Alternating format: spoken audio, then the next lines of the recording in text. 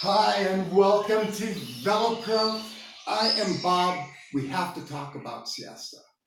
A lot of people see YouTube videos of vacationers enjoying that Spanish siesta, and that's great.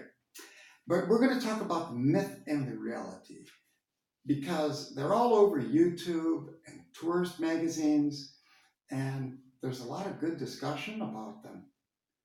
But I don't know many people who aren't self employed, on vacation, or retired that regularly siesta. Siesta means nap. We'll just use the Spanish word. I live in the outskirts of Madrid, which was a village many years ago. And of course, the tentacles sucked us in. But the advantages, of course, are nonstop road work, buses and metro, light rail, and other good things. So, yeah, being a part of the city has advantages, but being incorporated does have some downsides. But the local shops here still close. Well, they open, let's start with, they open around 9, and then they close about 1:30 or 2, reopen about 5:30, and then close again about 9.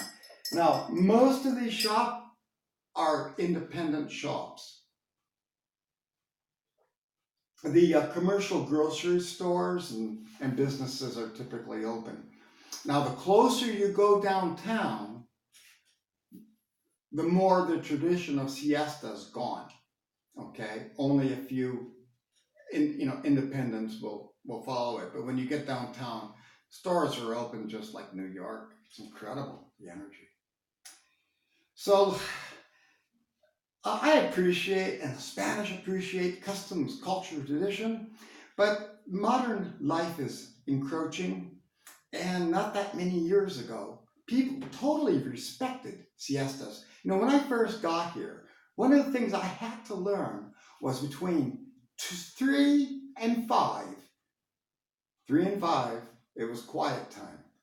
You could go outside, you wouldn't hear a car or a telephone. It was great. But those traditions are slowly slipping away because of road work, bands tuning, and God only knows.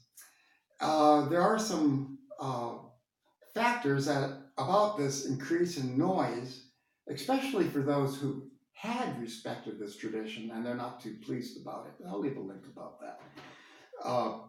Because some of those traditions are nice. But Spanish vacation season is upon us, and many of those will be escaping to the villages, and many vacationers will be flying in. And I do hope you do get a siesta, because we know that a good nap can improve mood stability, better focus, lowers overall stress, can help blood pressure, promotes intimate relations, allows for healthy digestion, lowers mental stress, improves alertness, and great for your family and kids' time. So those are the great sides, and I'll leave a link about that and a little bit more, but it totally depends on your occupation and where you are. If you work in a business that does commerce of any kind, or any sort of real business, you're not going to have the luxury of a siesta. It'll be a 9 to 6, 8-hour day, more or less. But as with all wonderful things, there must be a flip side, and naps aren't for everybody. Now, while most people would enjoy taking a nap, speaking for myself, it would do more harm than good because it goofs up my sleep pattern. And I'll leave a link from Healthy Lifestyles about that, because the Mayo Clinic really believes a nap is a great thing, but not for everybody. So we'll leave a link for the Mayo Clinic on that. Now, I looked at it again from just a general perspective, and again, the Mayo Clinic talk about the upsides and downsides of napping, And we'll leave a little link for that. Okay, tourists, bless them, only see the surface. Most people work a regular, shift, like I say, unless they're shop owners or work for an independent shop owner, or are in the outskirts and villages where customs, culture, and tradition still have some value. And I wish they really did, because they're dying slowly, and I hate to see that. I love these traditions. I think they're a good thing. Seriously. Uh, if you don't want to take a nap, there's inventory. There's plenty of work to do. I mean, I'm never short of things to do. So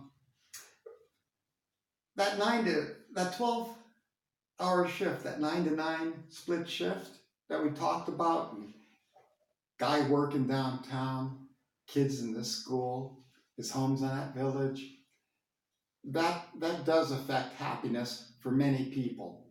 And the government's looking at that, and we'll see where it goes. I don't know what they're going to do, but most businesses are structured around a real shift. Of course, banks are a little different. They're always closed for some reason. But again, it's occupation.